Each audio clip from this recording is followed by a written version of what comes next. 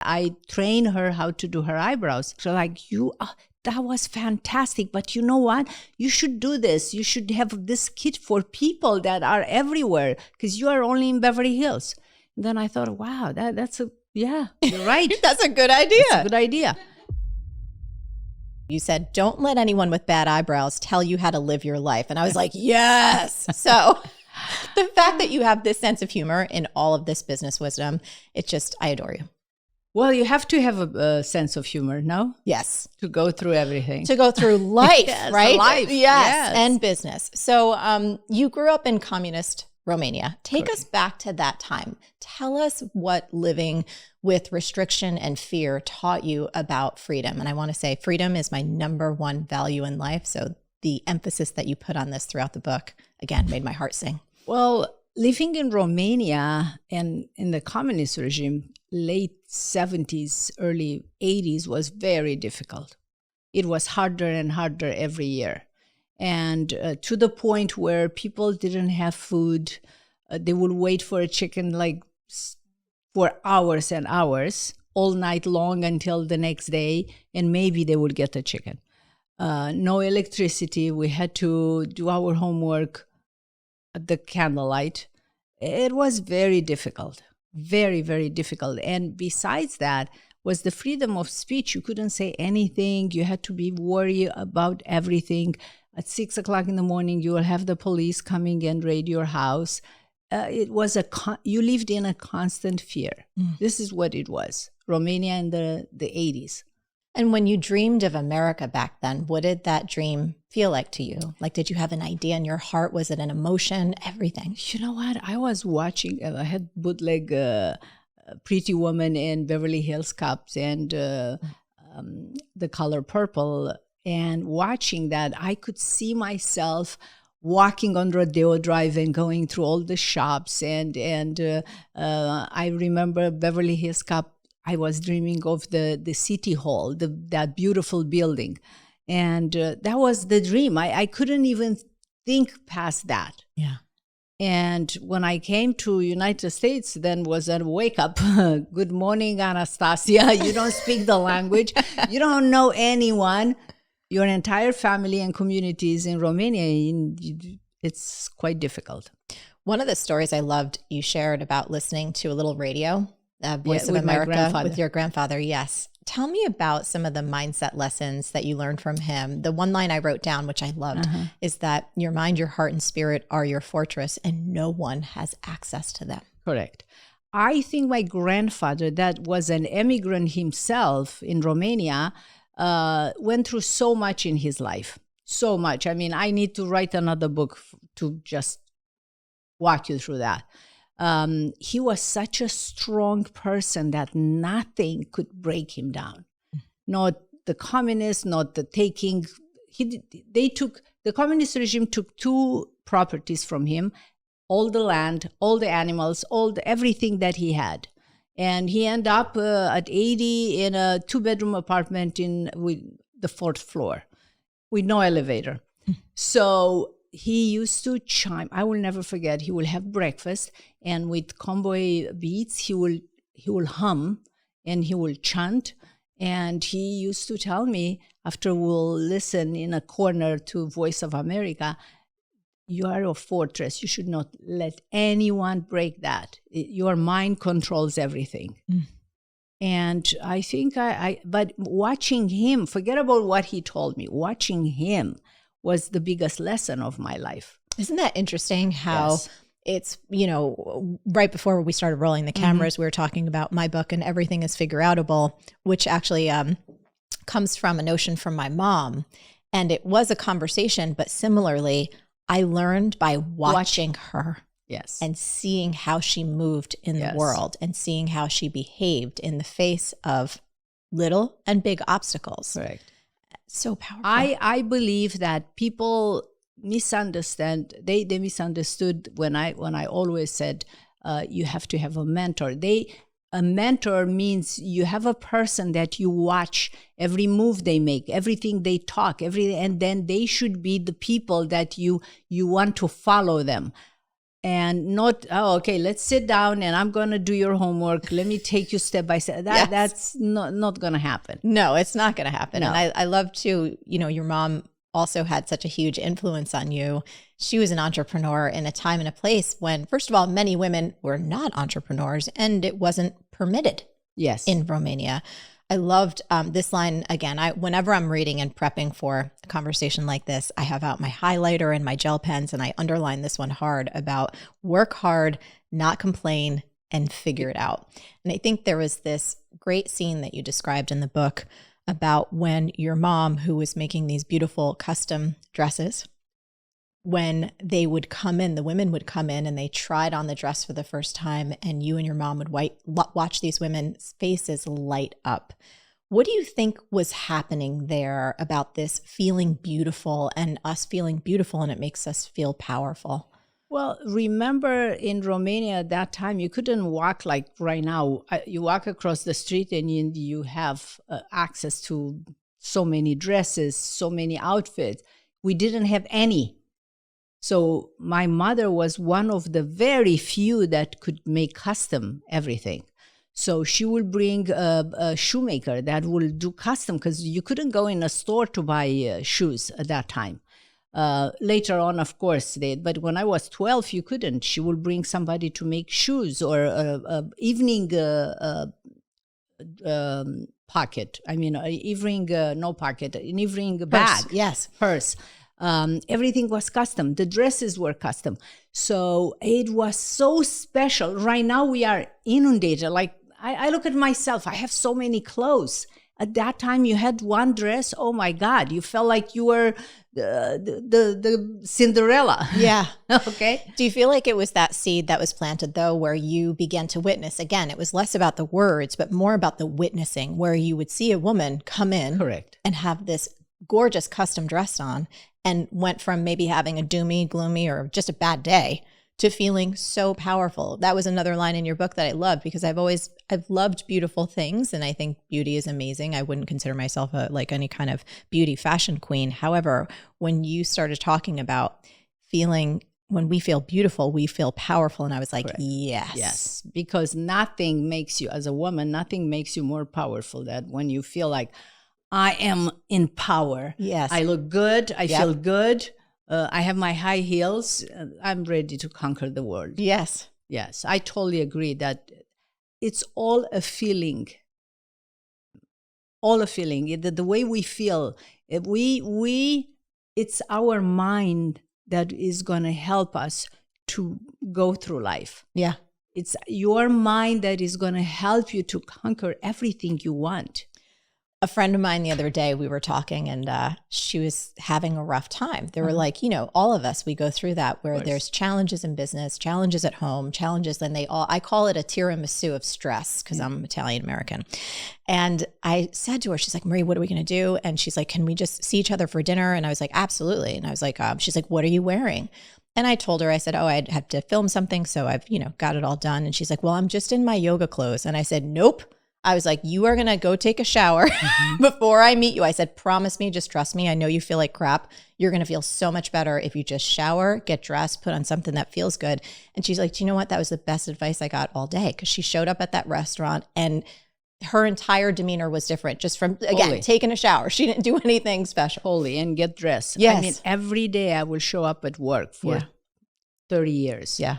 I will get dressed. I will put my makeup. I will do my hair. I will never go to work just looking like I was ready to take a shower. No, yes. It's just, I will never do that.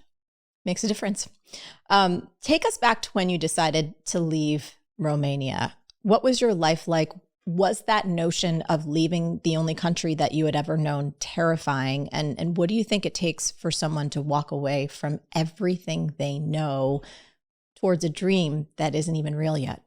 It was very, very good. But remember, my grandparents emigrated from Macedonia to Romania. So I heard their story. It was hard. They will always talk about back home. When we left, we had a huge community. But because I didn't go through that, I really didn't realize how important that was.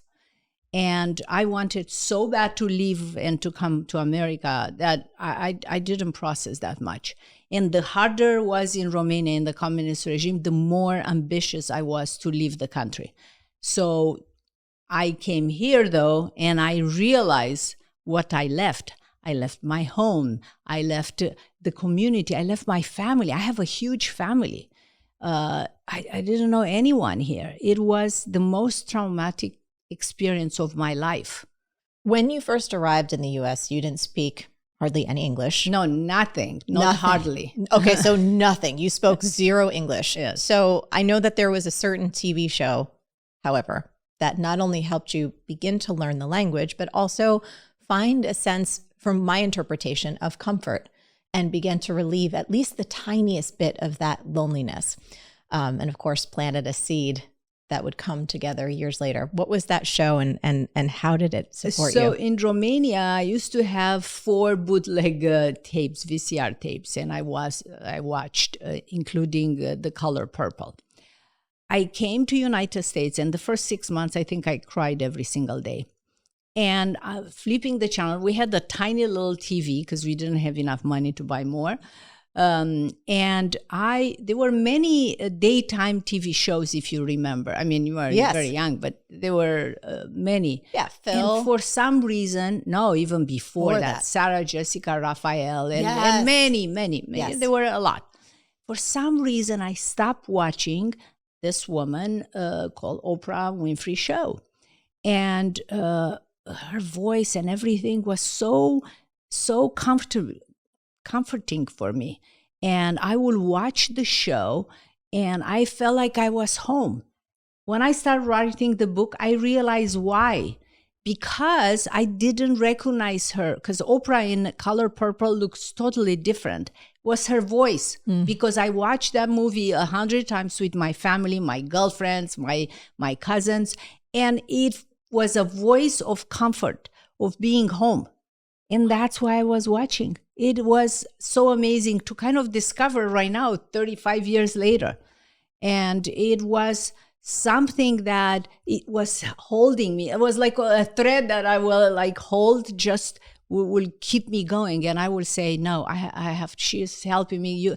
You are helping me. I felt like I was home among all my cousins and my family, and her audience was always like, she was so cheerful and making everybody feel like you are her best friend. Yes. And full circle in 1998, I'm on her show doing her eyebrows. And you know what was the funniest thing was that my husband wanted to watch Lakers, the basketball, and the news, because he wanted to watch the politics. He was speaking perfect English.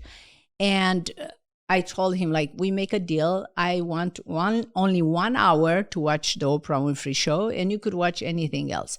For some reason, sometimes will be something that he wanted to watch. And like, now, this is my time. You can watch. It's only 1 hour. And he used to say, I don't understand why you want to watch this woman. You don't understand anything what she's saying. What do you want why you want to do this? And as a joke, I used to say, you know what? I need to understand and learn how she asks questions, because the day I'm going to be on her show, I need to know how to answer. It was a joke. Imagine it was a joke. But you know what? Just watch what you put in the universe, because it could happen. I was going to say, it was like, It feels to me like those seeds were planted in your heart and in the universe way back, even in Romania. Yes. Just what you realized writing and putting the book together, that voice and that sense of coming home. Correct. It's almost like coming home to your destiny. I know. So let's talk about when Victor, your husband at the time, lost his job and you refused to give up. Let's talk about the resourcefulness, how that played a part, and especially this moment where something in you said, I need to make a call to another immigrant to have a conversation that would put you on the path to your dreams. So he lost his job, and we had a very interesting conversation. And I told him, like, Victor, we need to forget who we were in Romania. Because he had a job. He was high rank. His family was very high up.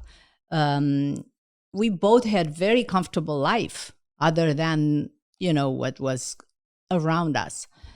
And I said, we need to forget who we were and let's start from nothing. Let's see. You speak English. You could. I will get a job, and you could go and start computers. Because I thought from that time that was the future. I think he had an ego fear. He couldn't get any job. He didn't want to do anything anymore. I think his ego was crushed, and he couldn't do it. I totally understood later. And even then I said, you know what? I don't think he's going to be able to. I faced the fact after a few months. And I met Mihaela, another immigrant that was working in a salon. She was pregnant, and she needed to take 3 months off. And she helped me to get that job with the idea that I will go, she's going to come back and I will leave the place. But it was still incredible for me because I will have 3 months of an experience for my first time working in America. So I got the job, and it was an incredible experience, I have to say. Very interesting. Like just walking into that salon, I loved how you painted the picture where it was just mirror and glass and sunlight and just a completely different environment that sounds like anything you had experienced in person before. Yes. And the owners were really amazing. 2 ladies, one German, one Italian, very stylish, very chic. And I really wanted to learn from them. And I did. I learned a lot from them, Giovanna and Utah. Never forget. I also loved how you said, and I think that this is really, really important. So I've run my business now for 25 years, and we've had many incredible people that I've worked with and for. And I also am in touch with so many other fellow business owners. And I loved in the story where you said there was a colleague of yours that when you would stay behind and clean your boss's stations because you wanted to be in their orbit. You wanted to learn from them. You wanted to go above and beyond. And a colleague had said to you, well, that's not in your job description. And you made a very clear line. And again, it was another moment in your book where I cheered, because anyone who says that's not in my job description and just stops at what's required, you were like, you're probably going to be in the same role 25 years later. Totally. And now with AI and how everything is changed, you won't have a job in like a week. Yes. And I just so admire, appreciate, respect, and I want to be a voice that brings back traditional work ethic values because they shape you into the most incredible person in the world. You become a survivor. You will figure out, doesn't matter what is throwing through you. AI, you will find a way. You will. Anything, you will find a way to survive. And people want that person around. Absolutely. Like anyone who's creating something, when you see someone who goes above and beyond and who has humility and is an open mind, open heart, wants to serve, work, and learn, it's like, I want them. Yeah, every boss wants people like that. Yes. They want to surround themselves with people like that. Yes. You will never lose your job if you act like that. There will always be some kind of other opportunity. Absolutely. And then the relationships that you form, because you never know where people wind up evolving to, what their new projects or ventures are. And I always think back to the people that show up in that way. And they're the first people I pick up the phone and go, oh, I've got this new opportunity. So there was a moment when you were working in the salon, you're doing facials, you're busting your buns, and you started to see something that no one else did. Take us back to the moment that you realized eyebrows could change everything. What were you seeing that other people missed? I took a picture. I bought a disposable camera and I started taking picture of us, the family. And I realized that I look surprised in picture because my eyebrows was pencil thin. I was the victim of over tweeze eyebrow, pencil thin and round. And I thought, wow, I look surprised because of my eyebrows. I remember my art teacher talking about the importance of eyebrows and study that we had around the proportion of the face and the Leonardo da Vinci using golden ratio. And I fixed my own eyebrows. I started mixing some Vaseline with aloe vera and eyeshadow. And I bought a brush from an art store and I cut it angle. And I start filling in my eyebrow according to my bone structure. And the clients will look at me and they will say, wow, you look rested. Why? What did you change? Did you change your hair? Did they, what they didn't know was eyebrows. So I started sharing with them because I was so excited to share that with my clients. Well, I went to Giovanna and I told them that I want to do eyebrows. And at that time, it used to take me half an hour to do an eyebrow. Long time because I was trying to figure out. And it didn't make sense, financial sense for them. And I understood it didn't make sense because how much you could charge? $10? Yeah. And for half an hour. And a facial or a body waxing, you will charge much more for the half an hour with a client. So of course they decide not to let me do the eyebrows. And one Sunday I went home. I was home, breakfast. I bought a LA Times and I told my husband, I'm going to open my own business. Oof. Did you know it in your heart? Did you was it clear for you this will happen? Or remember, my husband didn't work right at that time. We had the kid. We didn't have money. I was the breadwinner. And he said to me, do you understand that I don't have a job? And there are American people that live and are born in this country and they don't own a business. And I said, Victor, what do I have to lose? I left Romania. We made so many sacrifices. I need to try the craziness.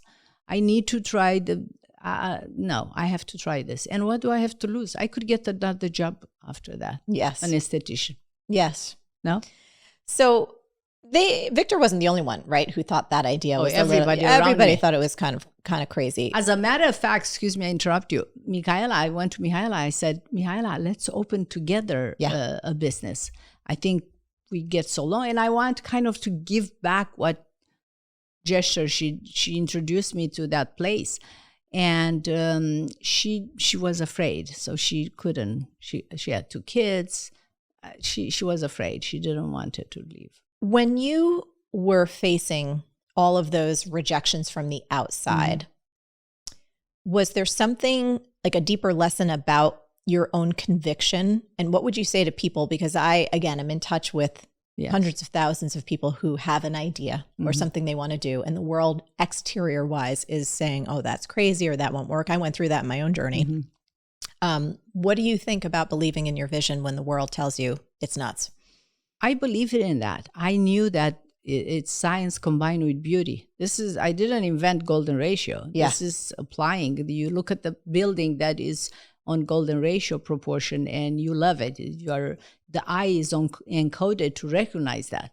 So I knew that eyebrows, it's going to be amazing. And I believe it. I loved it. I loved everything about it. So I will not take no as an answer. Even if nobody around me believed, I believed. And I think that was enough for me. Yeah. I want to talk about inner belief too, because there was another part in the book that I thought was awesome. You were writing about the importance of not letting anything steal your focus, especially when you feel the fear, whether it's the fear of judgment, the fear of failure, or some notion that maybe you don't deserve success so big. You wrote, the important thing is not to lose your focus. I would do this by acknowledging what I felt in the present. I'm overwhelmed. I'm angry at my situation. I would rather watch TV. Then I'd coach myself back on my path by taking action. You can say, yes, I feel bad, sad, mad, tired today, but I'm going to do something. I'm going to do anything. I'll do one more thing to master my craft. I loved that because I don't think there's a person on the planet who is in the process of building something, whether it's a business or their next chapter in life, that doesn't feel exhausted or deflated or like it's not working out. And so I'm curious, do you still do that self-talk today? Does it sound any different or is it? Absolutely. Yeah. You will never stop doing that. Right. Because the way I describe business is you wake up every morning, you open your computer and you start reading emails. There are challenges every day. There are problems, you need to find a solution. This is how I describe business. And problems, there will be always. Always. People think, oh, if I'm going to be successful here, everything is perfect. Or no, if I had $1 billion or I had $1 billion company, it's like it'll go away. It's No, because you have the people that work for you. You are responsible for them. They have families. You build your legacy. It's not about the money anymore. Yes. It's about so many other things. So suddenly you went from working at that salon and then you took the step of renting your own space at the Wan Wan salon. And you've started to get celebrity clients, Cindy Crawford, Naomi, Heidi, and your name's starting to spread. But I think that there was a really important part of that piece of your story when your life changed, and it was that birthday party with Yolanda. Yes. Can you tell us about the conversation that was not just a wake-up call, but a shake-up call? Yes. So I was in that place for like 5 years, and my room was next to this lady, Yolanda. She was from Poland, another immigrant like me.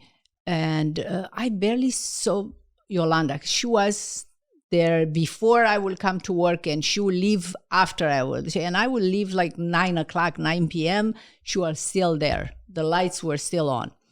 And one day she came out with a piece of cake, and she started sharing the cake with all of us. And she said, I'm turning 60. I said, Yolanda, for how many years you work here? For how many years you rent this room? She's like, 20 years. And that was the day when I thought, oh my God, I cannot be in this room 20 years from now on. I came from Romania. I made so many sacrifices. I have to do something else. It's time for me to step up. So I jump on actually was a client of mine that I shared that with him. And Jack was his name, Jack Wiseman. He took me on his car, and we start going around Beverly Hills. And he used to say, oh, you have to get this place, or you have to get this place, around the triangle, like only in Beverly Hills, because I told him I want only in Beverly Hills.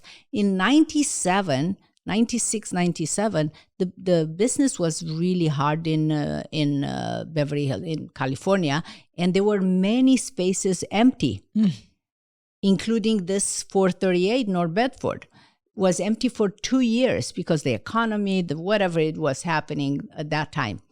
And it was empty, no floors, no ceiling, like an empty place. And I thought, okay, this kind of is good. The landlord was exactly across the street from my place. And I called the broker, and I made an appointment with the landlord. And of course, he didn't want to rent me the space. That's another story. Yeah, no, the refuse to be refused, which I have a whole chapter in my book about that. Not this studio that we're in now, but my previous one. Yeah. I remember I felt the location, like I knew it was where I was supposed to be. And when I walked into the landlord, and my financials were out of the park, and he rejected me because he didn't understand what an internet business was. Yes. And this is like 2010, 2013, something like that. And there was like a group of tech bros that they said, oh, no, they're more stable.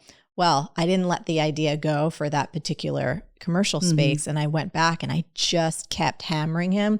Those guys didn't have the money. I wound up getting the space, but it was the same thing. It was like, they say no to you, and it's like, no, I'm not going to. That's right. Refuse to be refused when you're clear and you know. Yeah. So, okay, you've got your space. You're feeling the rhythm. The clients are coming in, lines around the block. But then there's another pivotal moment when a woman named Poppy comes into your world. Yes. Tell me who Poppy was and how that one conversation, because you had at that point, right? Yeah. The business was thriving. Thriving. Yes, you're right. So Poppy supposed to go to Canada to tape for a movie. She's an actress. She was going to Canada to film a Marilyn Monroe movie. And beautiful eyebrows, thick and gorgeous. So she said to me, I need you to teach my makeup artist how to keep my eyebrows the same shape throughout the movie. It was 6 months. And I said, let me go to an art shop, because I used to spend so many hours in the art shop. And I got some plastic. I did some cutouts, some stencils. And based on the shape that I gave her, I gave some eyeshadow with aloe vera, and I made that. I taught her how to do the pomade with the brush and everything she needed. I trained her how to do her eyebrows. Now, 6 months later, Poppy comes back. She's like, that was fantastic, but you know what? You should do this. You should have this kit for people that are everywhere, because you are only in Beverly Hills. Then I thought, wow, you're right. That's a good idea. That's a good idea. So I went to Italy, to Cosmoprof, and I started working on the brand, on the line. Was that terrifying? The product line. Yeah, to go, like, did you, obviously that interaction with Poppy opened your eyes to that possibility. Was that the first time you were thinking about products? No. Okay, because so that was in your heart. The clients used to come back after I will fill in with my potion there. They will come back and they will always say, Anastasia, we need that, whatever you're doing, because our eyebrow looks great when we leave your place. But after I take a shower, it's gone. Yeah, it's gone. And my eyebrow, it's over tweeze. I have empty spots. So that was like the last person that convinced me I have to go to Italy and make those products. And was it intimidating in terms of, because obviously having an in-person service-based business, that's a lot in and of itself. You know what I mean? That takes an extraordinary amount of focus. And then to go back to Italy, manufacturing, production, fulfillment, that's an entirely different other business. And I didn't know anything about it. Let's put it that way. Yes. What did I know about manufacturing? Yes. Nothing. I read in the book that, I don't know where it was in the journey, but that in order to support funding the business, you also bought and sold and flipped some real estate. Yes. Absolutely. So that you can keep injecting. Was that around the Yes, the same time. Yeah. That sounds fun. I mean, I just love real estate porn in general. I'm constantly looking at it. Okay. Let's talk about your Oprah moment. Obviously, she's an icon. She's a legend. I have so much love and appreciation for her. And in my own life, I feel like there is a moment like the before my work on Oprah and after. You know, it was a very big moment for me. What was it like when she had you on the show? And what did that mean to you personally? So remember, I used to learn English watching her show. It was almost like a pinch me moment. Is this real? I'm going to do her eyebrows. I felt like we had this relationship for so many years. It's like we are best friends, but not really best friends. And I went there, but before I went there, my daughter, because when my daughter said, oh my God, Oprah Winfrey producer wants you to go there, and it's just like, I said, okay. And she said, Mom, do you understand that she hates to get her eyebrows done? She had strong, thick eyebrows. And how about, like, she's so influential. How about if she will say she doesn't like it, or she will say, no, this is too painful. What you going to do? And was a moment when I thought, wow, yeah, that could be a possibility. But I've done so many clients, and trust me, I've done clients that they will set up in their own way. Like, I don't want too much. I don't want to, Yes. I knew by now. I was trained. I did so many eyebrows, miles and miles around the world of eyebrows, okay? So I told my daughter, like, you know what? I'm going to figure out. Yes. So I go there, and at the moment, she's in a chair, in the makeup chair, and she's there, and she is like, oh, I'm thinking, yeah, maybe she doesn't like to get her eyebrows tweezed or wax and the moment I dipped the wax, the stick in the wax, I felt like I was in cruise control mode. I do this for a living. I used to do 100 eyebrows a day. So I looked at her and I said, please, I want you to relax. I'm the best in what I do, and I want you just to relax. I will be very quick. So I start doing my thing. And after I finish, I said, okay, a few more minutes and I'm done. It's like, did you put numbing cream? And I said, no, I didn't put any numbing, but that wasn't painful. Like, yeah, because I'm the best. Yes, And, Anastasia. yeah, she loved it before and after. The rest is history. Yes, it's so beautiful. Yeah. I love that. But I'm sorry. Oh, I no, need sorry. to Please. close this. Yes, say it. I mastered my craft because, yes, of course I wanted to be successful. Yes, I wanted to make money, but that was not my focus. My focus was to be the best in what I did. So I used to do eyebrows, and I will put 100% in everybody that was in my chair. I wanted to create and shape the best eyebrow. Didn't matter if it was the cleaning lady or was, I don't know, the CEO of I don't know what company, huge company. Everybody was important to me. I will give them full attention, and I wanted their eyebrows to be the best. I wanted for me to master my craft, and I want them to understand how important they are to me. Because I believe in customer service, the old-fashioned business. So when I got there, if I wasn't that secure in what I was doing, I will start crying. I will start maybe shaking. I will say, I can't do this. Right. Yeah. I used to have people that work for me and they will start crying and they will not do it, which I totally understand, because it's, look, to be on live television and do Oprah Winfrey eyebrows, that's a high stakes situation. It's a very totally high stakes situation. stake. But I love the emphasis, and Yes. it's a point that's very well taken. I think it's actually extremely important in this particular age where we are recording this in 2025, because, technology is incredible and I love it, and it can aid us and support us in so many different ways. However, there is a dark side to it, where people are wanting to shortcut the mastering of the craft, which comes when you put in the hours and you have the intention and the focus, and you're willing to make mistakes and learn and try and show up day after day, day after day, day after day.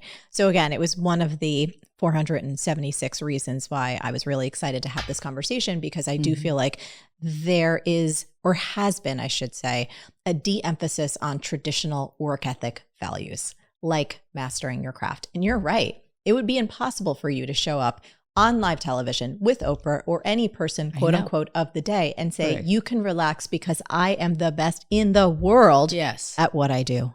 So you had another story that you shared about someone from India when you first started putting all the products on social. Yeah, you and your daughter, that someone from India was like, oh my goodness, I love this, but I can't go out in my village and get this particular product. What did that comment awaken in you about access and possibilities beyond the success you already had with the product side of your business? That Instagram is going to lead me to access clients and people that I will not be able to do it. So at that point, it was primarily US based? US. Yeah. Yes. North America. And to reach somebody in a small village in India, that was incredible. So exciting. And I thought, oh my God, Claudia, we need to put full gas. Let's put the leg on the pedal, and we should run with this Instagram, because this will be incredible. We could promote our brand with no money, just time. Of course, we used to work nonstop, and creating a community of people that love makeup. And this is how we brought the company to a different level, because we didn't have money to spend on marketing and paying ads on TV or magazine. We didn't have the money. But Instagram definitely was our vehicle to taking the company to a different level. Yes. And then in 2018, I read that you were doing about like 320 million-ish in sales, and made the decision to then take on private investment. Yes. Right? Was that a part of that kind of realizing, oh my goodness, there's this incredible opportunity to go global through Yes, I wanted to go global. Yes. And I realized that I had to be in the salon to do eyebrows. I had to run and make the product, and was impossible to be able to open stores around and accounts more than stores, because we didn't open stores. So I wanted to get a partner that will have the experience on operation. Was that a scary move for you, because it had been self-funded? Yes, it was, because I never worked with anyone before. I didn't even know how worth it was the company, because they were only my mom. I was the only investor. Yeah. Every money that I will make, I will reinvest in the business. So it was very scary. Yeah. Did you talk to fellow business owners? Like, how did you start to get a foothold into that new world that was different than your own? I had a friend, and he introduced me to a company that will reassess the financials. And after 6 months, he came to me and he said, the company is valuated at $3 billion. Like, what? Come on. What did that feel like? What was that experience? Kind of unreal, I have to say. Yes. Unreal. Because most people, like, if you're even looking at 50 million, 100 million, that's still so far outside most of us who don't grow up around that kind of money. It's hard to even fathom. Then you get to the B, then you get to 3 of them and you're like what? Like what? But the reason why my EBITDA was, I don't know if anybody could do it. I cannot even do it right now. The margins were incredible. And I watched every penny. I didn't have a CFO. Yeah. Me and my niece were the CFO. I had 20 hats. I love hearing this business. Yeah. So and it sounds like from what you had shared too, for you, it was around the service being the best in the world, doing brows, developing the products, and then being the front woman for your company, the marketing. Totally. Yes. Marketing, finance. I will negotiate for the products, the components. I was like one everything. Show. Yes, my daughter will have the social media, the content, the marketing area, and she start making the makeup, and I will do the finance and all the other ones. But it was really, we loved it. Yeah. But it was a lot. Yes. And guess what? Even now we do the same. Now, of course, we have more people. We have a CFO. We have an executive team. But it's still, the bigger the company grows, the more you sell, you diversify the company, it's more work. What's your role look like these days in terms of, because obviously you have this incredible book, you're in the promotion period, which is amazing. And I know, creating a book is not, creating anything's not easy. Yes. It takes a lot. Tell me what your role looks like these days and how is this book weaving into that? Because I started getting feelings, intuitions like, oh my gosh, Anastasia feels like there's this whole other part of her that's coming to life in terms of business and advising and supporting other business owners. The reason why I wanted to write this book is to tell my story to inspire other people. Because after COVID, I feel like young people, especially all the other ones, but young people especially, they need this encouragement. Yeah. Because I feel like they think, oh, it's nothing, that's not going to happen. I cannot achieve what I want. Yes, you do, but it takes this and the A, B, C, D, E. So I want to tell my story, and I hope I will encourage people to follow their dream, to not be afraid. Because yes, I know you could do it, but just try it. Get a job first, that you like, you want to be in a certain industry. Get a job in that industry, even if you work in a bank or I don't know where.